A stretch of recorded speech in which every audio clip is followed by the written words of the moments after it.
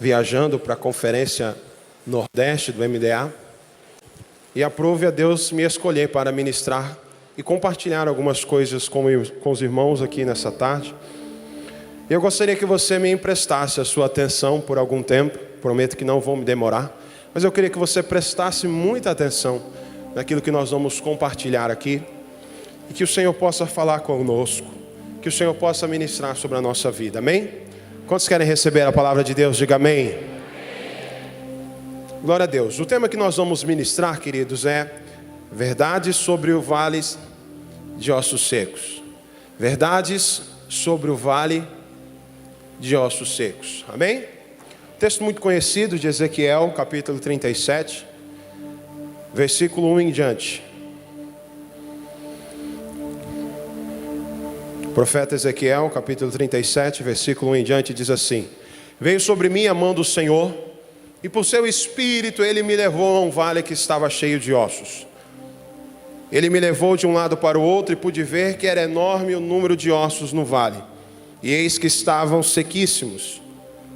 E me disse: Filho do homem, porventura viverão esses ossos? Eu disse: Senhor Deus, tu sabes. Então me disse: profetiza sobre esses ossos e diz-lhes: ossos secos, ouvi a palavra do Senhor. Assim diz o Senhor Deus a estes ossos: eis que farei entrar em vós o espírito e vivereis, e porei nervos sobre vós e farei crescer carne sobre vós, e também sobre vós estenderei pele, e porei em vós o espírito, e vivereis e sabereis que eu sou o Senhor. E eu profetizei conforme a ordem recebida, e houve um estrondo enquanto eu profetizava, e eis que se fez um rebuliço, e os ossos se ajuntaram, cada osso ao seu osso. Olhei, e os ossos foram cobertos de tendões, de carne, depois de pele, mas não havia neles espírito. A seguir ele me disse: profetize ao espírito. Profetize, filho do homem, e diga-lhe assim: assim diz o soberano, o Senhor: venha desde os quatro ventos, ó Espírito, e sopre dentro desses mortos para que vivam. Profetizei conforme a ordem recebida, e o Espírito entrou neles, e eles receberam vida e se puseram em pé. E era um exército enorme.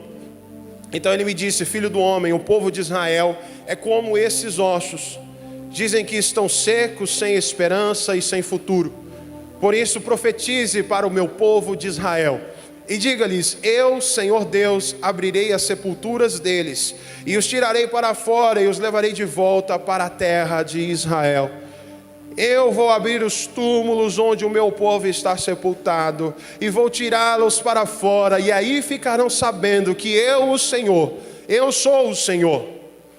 Porém a minha respiração neles e farei viver novamente, e os deixarei morar na sua própria terra, e aí ficarão sabendo que eu sou o Senhor. Amém? Todas as vezes, querido, que Deus age, existe vida. Todas as vezes que o Senhor age no meio de uma situação, mesmo que seja uma situação de caos, ali existe vida. Quando Deus criou o mundo, quando Deus criou a terra, havia um caos, mas Deus agiu e produziu vida no meio do caos. E aqui nós já temos uma primeira palavra para nós. A sua vida está um caos? Tem alguma área da sua vida que tem passado por situações difíceis? É no meio do caos que Deus traz vida, amém? É no meio das trevas que Ele traz luz. É no meio do cansaço que Ele traz descanso, querido. É no meio do caos que Ele produz milagres. Amém ou não amém? Nós precisamos entender algumas verdades da palavra de Deus. Se existe um caos, é aí que Deus vai trazer vida. Eu quero falar um pouco para os irmãos dentro desse contexto de Ezequiel. Ezequiel, quando escreveu o seu livro e desenvolveu o seu ministério, ele estava exilado na Babilônia. Ezequiel foi contemporâneo de profetas como Jeremias e Daniel. Viveu na mesma época que esses caras. O nome Ezequiel significa Deus fortalece.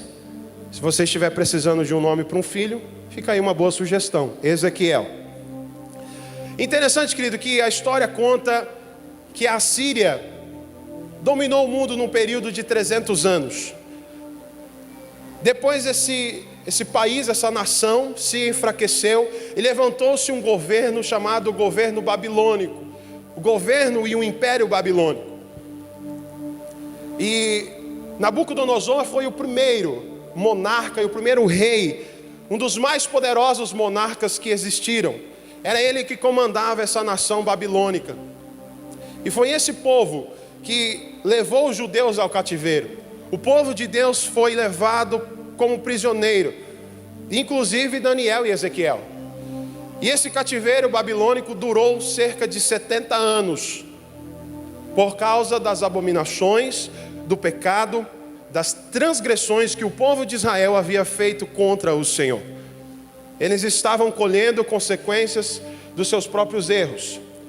Então, dentro desse contexto que nós acabamos de entender, se passa esse texto de Ezequiel 37, tão conhecido, o conhecidíssimo texto do Vale de Ossos Secos.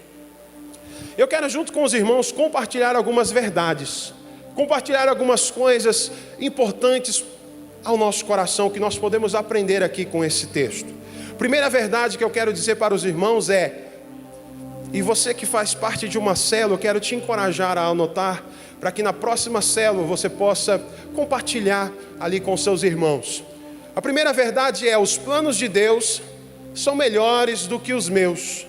Nós cantávamos agora há pouco uma canção que fala mais ou menos sobre isso. Os planos de Deus são melhores do que os meus. O versículo 1 diz assim: veio sobre mim a mão do Senhor, e por seu espírito ele me levou a um vale que estava cheio de ossos. Quem levou Ezequiel para o vale?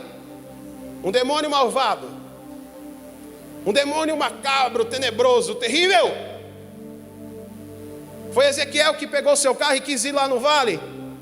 Não, foi Deus que o levou para um grande cemitério a céu aberto, um grande vale de ossos secos.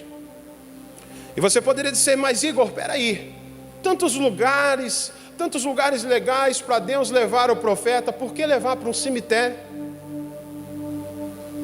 Quantas opções boas de turismo nós temos, até mesmo no Brasil. Poderia ter levado ele para conhecer o Nordeste, as praias do Nordeste, Fernando de Noronha, Natal, Maceió.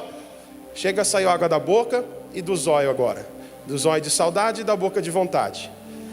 E aí, de repente, tantas opções de turismo, Deus conduz o profeta para um lugar como esses, um vale de ossos secos. Como que Deus pode fazer uma coisa dessa, irmão? Como que é possível? Sabe uma verdade e um princípio que eu aprendo aqui, querido? Se nós estivermos na direção de Deus, se nós estivermos fazendo aquilo que Deus nos mandou fazer, seguindo os caminhos do Senhor, e se essa direção te levar para algum lugar, por pior que seja este lugar, Deus só leva você para lá, para ser um grande vitorioso. Amém? Deus só leva você para lá para ser um campeão, alguém que no final vai conquistar. Sabe por quê, irmãos? Porque Deus não vê as coisas na ótica do homem. O relógio de Deus e o tempo de Deus é diferente do homem. Os pensamentos, a maneira de Deus trabalhar não é como a do homem. Deus não enxerga como o homem enxerga. A matemática dele é diferente. O tempo de Deus é diferente. O homem enxerga apenas o presente, mas Deus está vendo lá o futuro. E diga-se de passagem, isso ficou muito bem claro em sua palavra. Eu quero ler com os irmãos Isaías, capítulo 55, versículo 8 e 9. O Senhor deixou isso bem avisado em sua palavra. Diz assim o texto: pois os meus caminhos, ou os meus pensamentos, não são os pensamentos de vocês, e nem os seus caminhos são os meus caminhos, declara o Senhor. Assim como os céus são mais altos do que a terra, também os meus caminhos são mais altos do que os seus caminhos, e os meus pensamentos mais altos do que os seus pensamentos. Os sonhos de Deus são maiores e melhores do que os meus. Os sonhos e os propósitos de Deus para a minha vida são melhores. Quantos podem dizer amém? Não importa, querido, se o lugar é um lugar, é o pior lugar, o final de lá é vitória. Tem gente que fala assim: ah, meu Deus, agora o bairro que eu estou morando é terrível, a vizinhança é ruim. Não importa, o final de lá é vitória. Tem gente que diz assim: ah, agora eu fui transferido para um departamento na minha empresa, ou estou trabalhando num local que misericórdia, é horrível, só Jesus na causa. Não importa, o final de lá é bênção.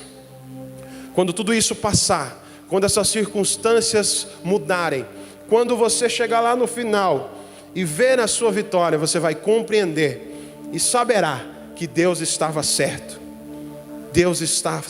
Todo o tempo Deus está certo.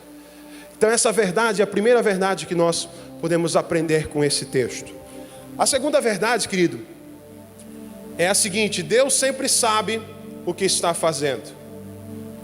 Deus sempre sabe o que está fazendo. No versículo 3 diz assim: e me disse, filho do homem, porventura viverão estes ossos? E eu disse: Senhor Deus, tu o sabes. Deus faz uma pergunta para o profeta. O lugar é um lugar macabro, de morte, tenebroso, um lugar feio. E Deus chega para o profeta Ezequiel e diz: ei, será que pode sair alguma coisa aí? Em outras palavras, será que existe jeito para este problema? Será que porventura viverão esses ossos? Será possível mudar este quadro? O divórcio já foi assinado, será que existe jeito para este casamento? O resultado dos exames dizem ser câncer, será que existe jeito? O filho está afundado nas drogas, será que existe jeito? A resposta é: Senhor Deus, tu o sabes. Deus sempre sabe o que está fazendo, querido. Agora, infelizmente, um fenômeno que acontece muito na vida de nós como crentes, que quando nós estamos passando por problemas e situações difíceis, e por uma razão ou outra essa solução demora a chegar, nós temos a tendência a pensar assim: rapaz, eu acho que Deus se esqueceu de mim. Oh Deus, o Senhor se esqueceu de mim. Deus, o Senhor não está vendo o que eu estou passando. Oh Senhor, olha o meu problema. E nós ficamos pensando que Deus parece que está meio perdido lá no céu, que Deus se perdeu, que Ele esqueceu como fazer milagres, ou que Ele não se lembra mais de você.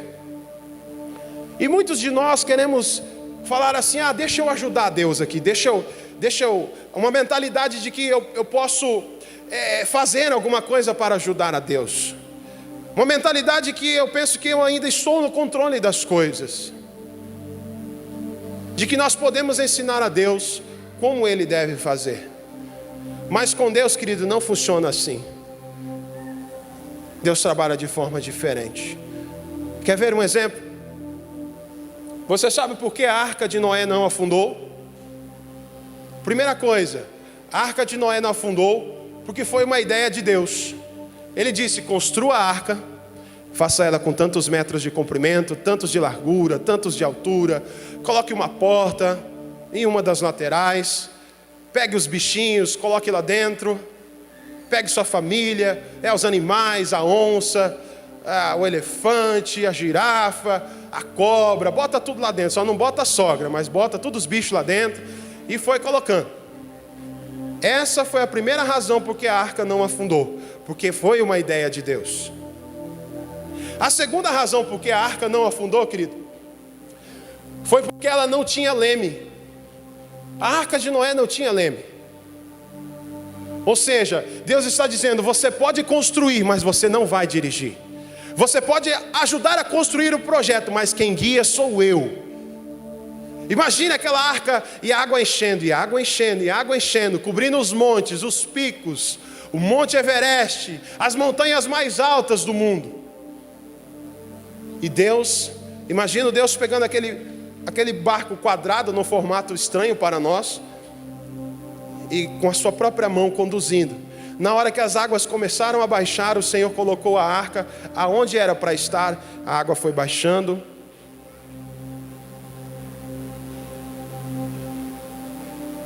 É interessante isso, querido. Se você deixar o Senhor dirigir a sua vida, o seu barco nunca vai ficar à deriva. Se você deixar o Senhor te conduzir, as coisas nunca sairão do controle. Amém ou não amém? Você perdeu uma boa chance de dar um amém. A nossa resposta, querido, precisa ser igual de Ezequiel. Senhor Deus, Tu o sabes. Ezequiel foi muito honesto com Deus, porque existem circunstâncias, amados, que fogem do nosso controle. Existem coisas que estão além da razão, estão além das forças humanas, a capacidade, a inteligência, o poder do dinheiro. Está na UTI, está entre a vida e a morte. Eu vou pegar aqui 200 mil, vou levar, tiro de lá. Não resolve. Tem coisas que não dependem do homem. Tem coisas que o dinheiro não compra. Só Deus pode, porque Ele é soberano. Isso é ser soberano. É poder intervir e mandar a hora que quiser, quando quiser e como quiser, em qualquer situação. A nossa resposta deve ser: Senhor, Tu sabes. Tu sabes, Senhor. É o Senhor quem sabe.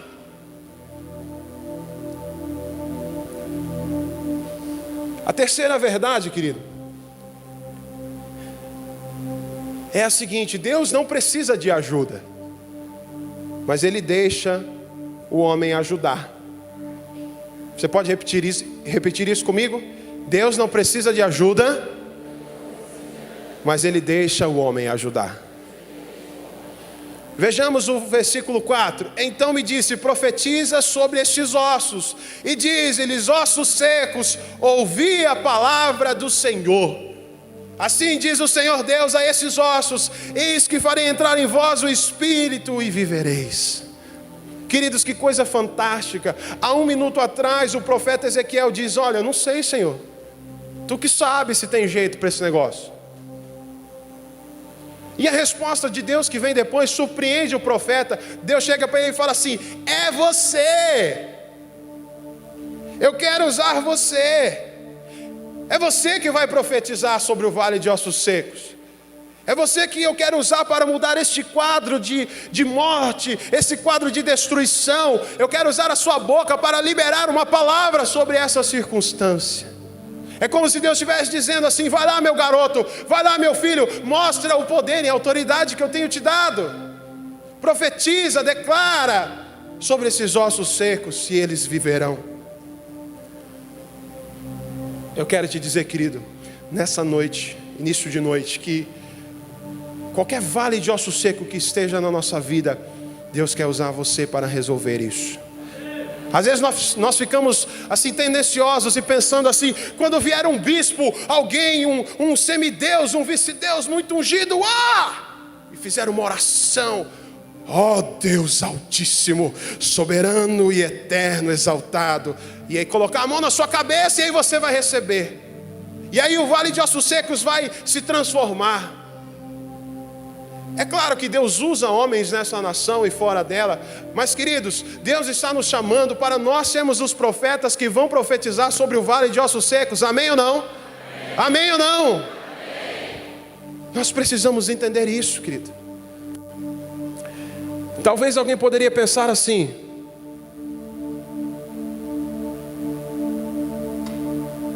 existe uma contradição nesse negócio. Porque primeiro você disse o seguinte: Deus é soberano, Deus manda em tudo, Deus tem todo o poder, Ele faz o que quer, a hora que quer, Ele é santo e tal, Ele governa todas as coisas, e tudo isso é verdade mesmo. E daqui a pouco você vem e me diz que o homem também, na autoridade de Jesus, pode profetizar, pode declarar, pode ser um instrumento de Deus para que o milagre aconteça. Parece que existe uma contradição nesse negócio. Parece que eu disse e depois eu me desdisse, não foi? E nós precisamos entender, querido, que se alguém perguntou assim: que coisa maluca é essa? Eu quero te explicar. Na verdade, a vida cristã, ela precisa ser vivida com muito equilíbrio, com muita sensatez. Vovô já dizia há muito tempo atrás que tudo que é demais é sobra. Então nós não podemos exagerar para nenhum lado. E nós vemos acontecendo nos dias atuais dois extremos muito perigosos, que diz respeito a essas verdades que eu estou falando. E talvez que essa seja uma das razões porque muitos milagres não estão acontecendo no nosso meio. Nós vivemos hoje num tempo onde tem templos lotados, cultos maravilhosos, bandas de música maravilhosas, mas não temos tanto levanta e anda. Não temos tanto mortos ressuscitando. E eu não sei você, mas eu já entrei em crise várias vezes por causa disso. Eu disse: Deus, por quê? Cadê, Deus, o teu poder? Será que o Senhor ficou cansado? Tem gente que imagina Deus lá no céu, um velhinho de cabeça branca, cansado de tanto trabalhar. Desde a época de Moisés, aquele povo endurecido, ô povo cabeção. E Deus já teve tanto trabalho que Deus já... Ai, estou cansado. Cadê os milagres, irmãos?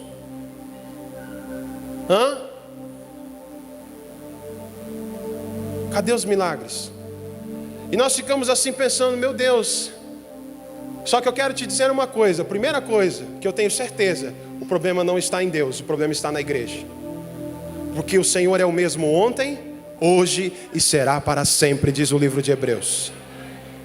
O problema não está em Deus.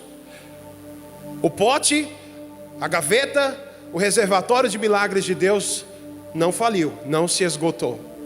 O problema está na igreja. E na minha opinião, eu penso que uma das razões disso acontecer, querido, que infelizmente hoje nós vivemos um evangelho, ou o nosso evangelho tem se transformado, eu digo de um modo geral, não falando mal de igreja, mas infelizmente o nosso evangelho tem tido hoje muito mais de Platão do que de Abraão.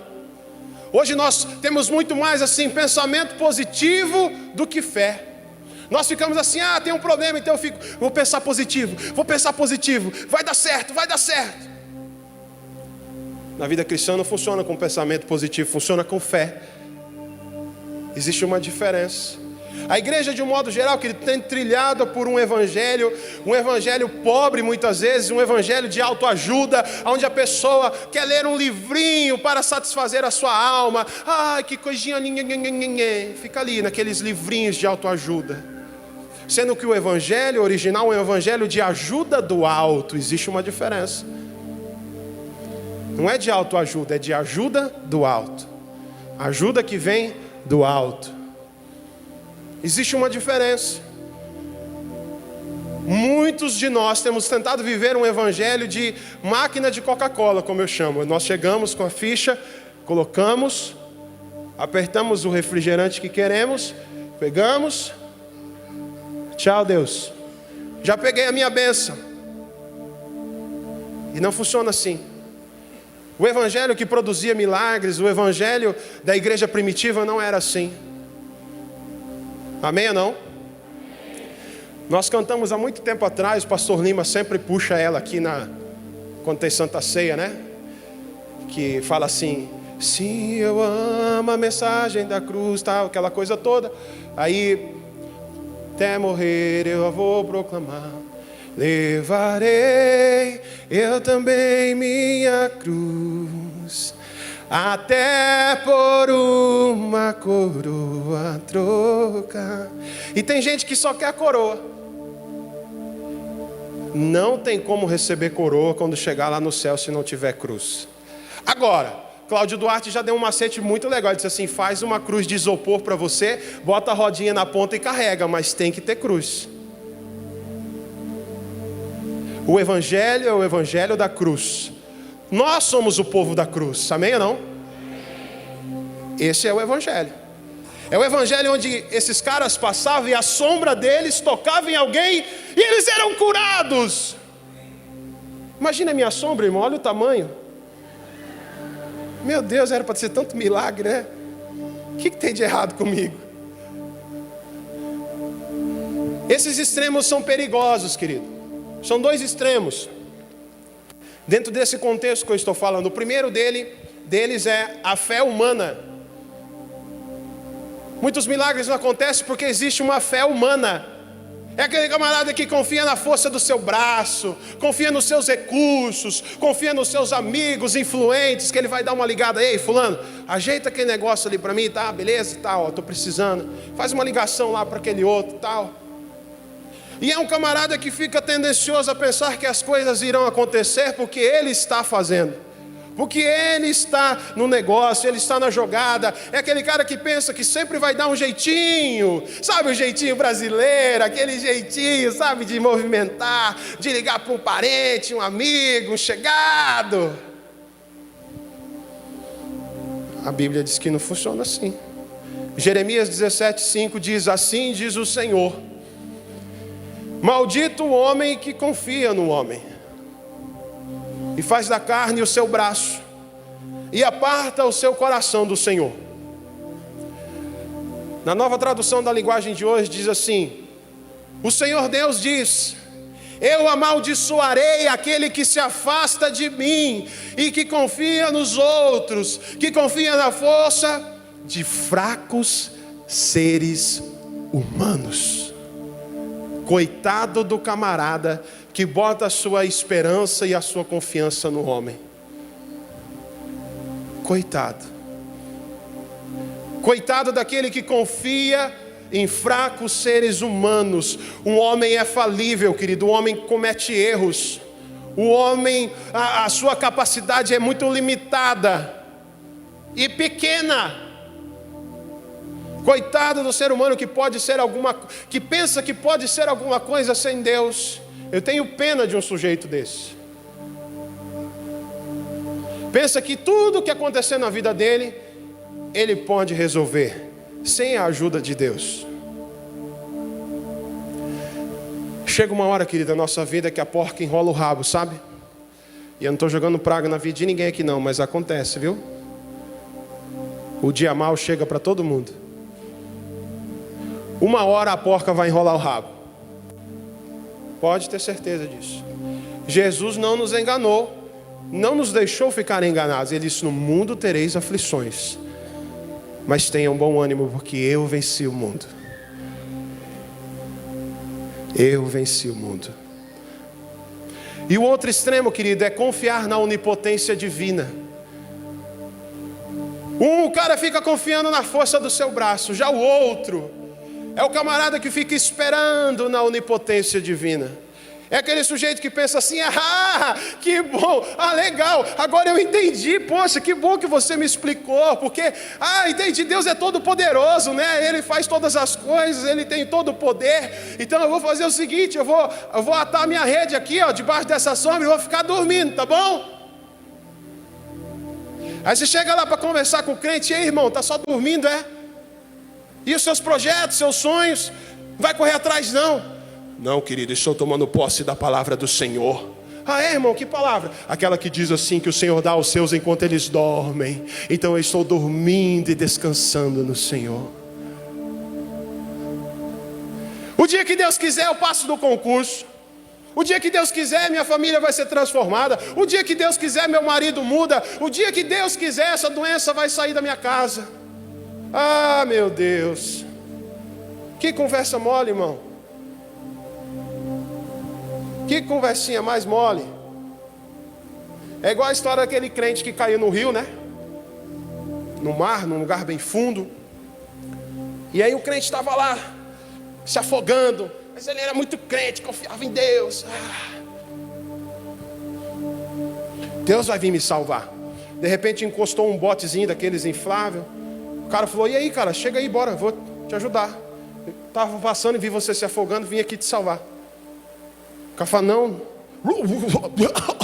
precisa não, Deus vai vir me salvar. Então, bora.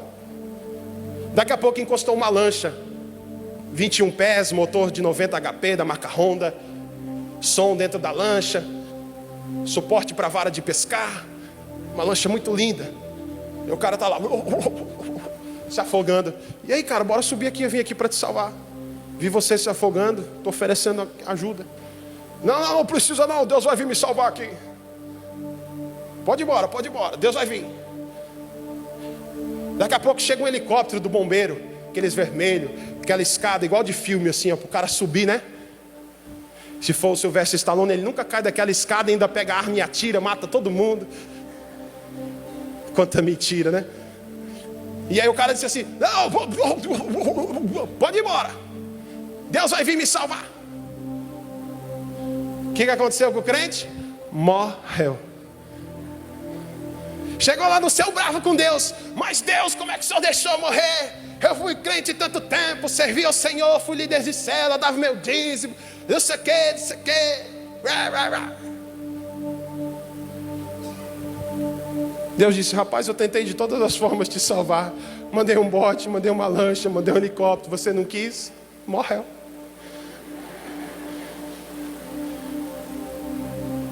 Consegue entender, irmão? Deus não precisa de ajuda, mas Ele deixa a gente ajudar. Ele deixa, Ele quer que a gente ajude. A gente precisa ajudar. Veja essa frase que interessante. Ore como se tudo dependesse apenas de Deus.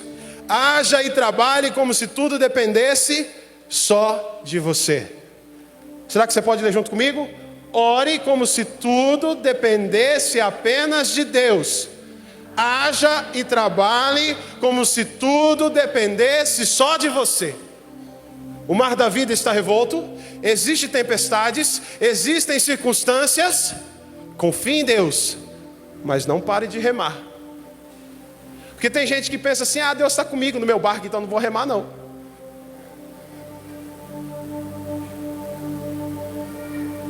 Confie em Deus, porém não pare de remar.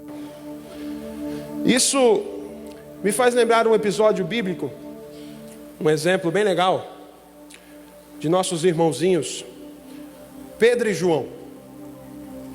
Atos capítulo 3 fala sobre isso. Eles estavam indo para a torre de oração da igreja deles, 3 horas da tarde, tranquilo, indo buscar Deus, orar, faceiro, torre de oração. E chegando no templo, havia um paralítico muito conhecido por tudo e por todos. Ficava sempre colocado na porta do templo, chamada a Porta Formosa, o Portão Formoso. E ele ficava ali fazendo a sua função de paralítico. O que o paralítico faz? Fica ali, sentado, estendendo a mão e pedindo esmola. Estendendo a mão, pedindo esmola. Geralmente o cara pensa assim, bom, na igreja vem gente com um coração mais sensível, e eu vou ficar aqui pedindo, porque são pessoas de bom coração, e vão me dar uma moedinha de 50 centavos, R$1. Amém? Tem sentido ou não? Mas interessante, querido, que nesse dia foi diferente. Nesse dia Pedro se enfesou e ficou tomado por Deus. Cadê meu paralítico? Vem cá, filho. Isso é só meu ator de Hollywood, mas ele não é paralítico não. Vai ser pai agora, né? Glória a Deus. Igual eu pela segunda vez já, né? Eu pela primeira, eu pela segunda, tu pela primeira. Tu é paralítico agora, bicho, sente aí. Fica pedindo esmola aí assim, ó. Isso. Tu leva jeito, hein, cara. E aquele dia, querido, Pedro estava assim, enfesado. Ele estava assim, sabe quando o cara está assim, fora do normal? E ele chega pro paralítico, o paralítico pede uma esmola. E ele olha para o rapaz, ei, olha para mim, olha aqui para mim. Bem dentro das bolitas dos meus olhos, olha aqui. Eu não tenho prata nem ouro, mas uma coisa eu tenho. Em nome de Jesus Cristo de Nazaré, levanta e anda. Não levanta não. O que aconteceu, irmão? O paralítico, pode ser mais forte, o paralítico, de novo, o paralítico, não andou não. Vocês não leram a Bíblia não? Tem uma pausa no texto, tem uma vírgula. E olha o que diz o versículo 7. Você imagina o que esse paralítico passou pela cabeça dele? Vamos tentar imaginar. Primeira coisa, que camarada mão de vaca. Poxa, custava pegar uma moeda de R$1, dar para o cara e ir para a igreja? Orar, adorar a Deus. O cara veio querer me iludir, agora vem aí fazer promessas mentirosas. Queridos, esse paralítico diz em Atos capítulo 4 que ele era paralítico de nascença e já tinha mais de 40 anos, diz a própria palavra de Deus. Aí de repente chega um cara e diz assim, levanta e anda. 40 anos, que conversa é essa? A segunda coisa que o cara deve ter pensado assim, poxa, esse Jesus eu já até ouvi falar dele. conhecido, ó, fez milagre. Agora esse fulaninho aí, quem que é? O versículo 7 diz: então Pedro, tomando pela mão direita do homem, o ajudou a se levantar, e no mesmo instante os pés e os tornozelos dele ficaram firmes. Fica com o tornozelo firme, paralítico. No mesmo instante os pés e os tornozelos ficaram firmes. Então ele deu um pulo, ficou de pé e começou a andar, e depois entrou no pátio do templo com eles, andando, pulando e agradecendo a Deus. Aleluia! Glória a Deus! Querido, nós precisamos ser um agente de milagres. O pastor André Valadão fala isso, e ele vai vir aqui em nome de Jesus. Ele sempre fala isso: você precisa ser um agente de milagres. Isso chama-se, querido, provocar o milagre, ser um causador de milagres. Quantos estão entendendo? Diga glória a Deus. Irmãos, Deus quer curar muitos paralíticos, mas aonde estão os Pedros para tomá-los pela mão e fazê-los levantar? Aonde estão? Deus quer multiplicar pães e peixes para alimentar multidões, mas aonde está um menino para chegar com a sua sacolinha do supermercado, com 5 pães e 2 peixinhos, entregar na mão de Jesus para ele multiplicar? Aonde estão? Jesus, querido, quer curar muitos Lázaros que estão na nossa vida, mas aonde está alguém para remover a pedra da caverna? Irmãos, Deus poderia ter feito tudo isso sozinho, mas eu não sei porquê. Ele não precisa de ajuda, mas Ele deixa a gente ajudar. Eu não sei porquê, mas é assim que funciona. No reino de Deus funciona assim. Deus quer abrir muitos mares vermelhos que estão por aí, mas Ele precisa de algum Moisés que vai estender a sua mão e tocar as águas com o seu cajado para o mar se abrir. Deus quer profetizar e levantar sobre vales de ossos secos vida, mas aonde estão os Ezequiéis?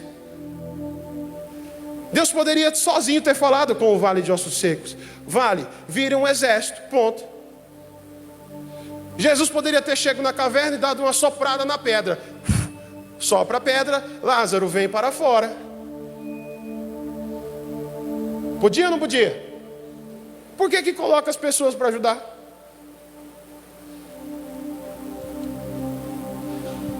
Diga para o seu irmão: Deus não precisa de ajuda, mas Ele deixa você ajudar. Fala para o do outro lado enquanto eu tomo água também, para ele não ficar com ciúmes.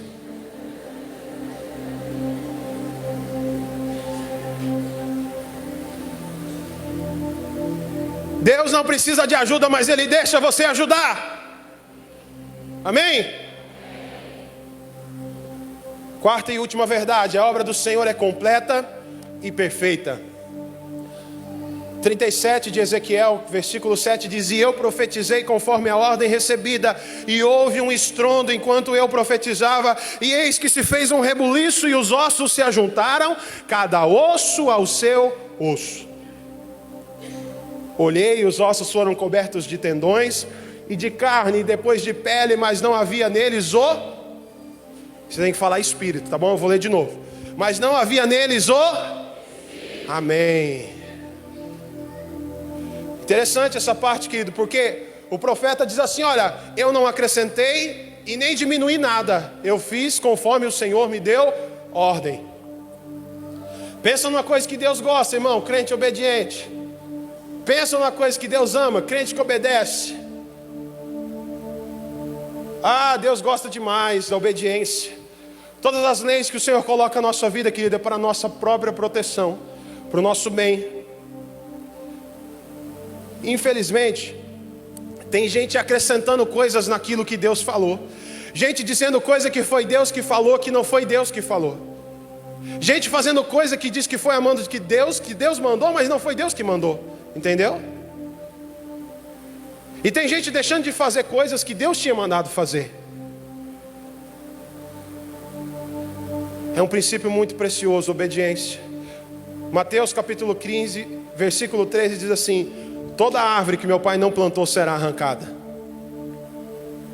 Tudo aquilo que estiver na sua vida, no seu ministério, na sua família, que não foi Deus que plantou, Ele vai arrancar de você. Foi Jesus que disse isso, está na Bíblia. Acha ruim, fala com Ele. Toda árvore que meu Pai não plantou será arrancada. Tudo. que estiver plantado, que não foi ele que plantou, será arrancado. Isso me faz lembrar do profeta Natã. Queria fazer moral com o rei Davi, numa reunião, um belo dia lá. Natã chega para profetizar e disse assim: ó rei Davi, faça tudo o que estiver no seu coração.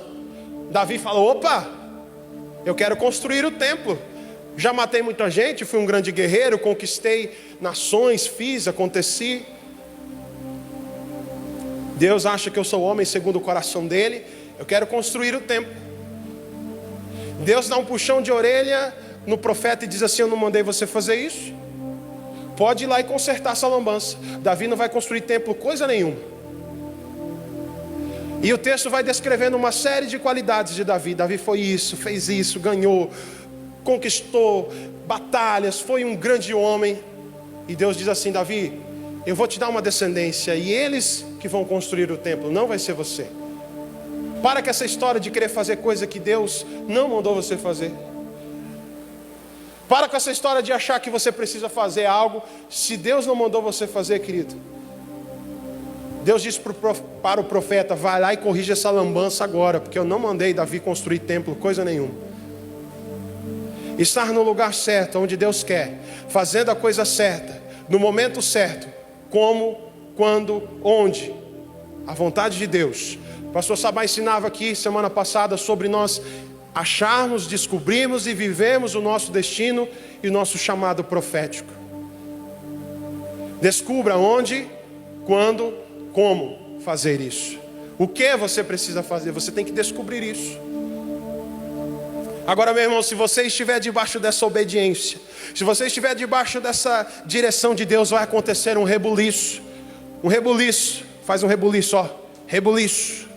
Faz, irmão, pela fé, rebuliço. Isso. Tem irmão que parece estar com o braço engessado. Rebuliço.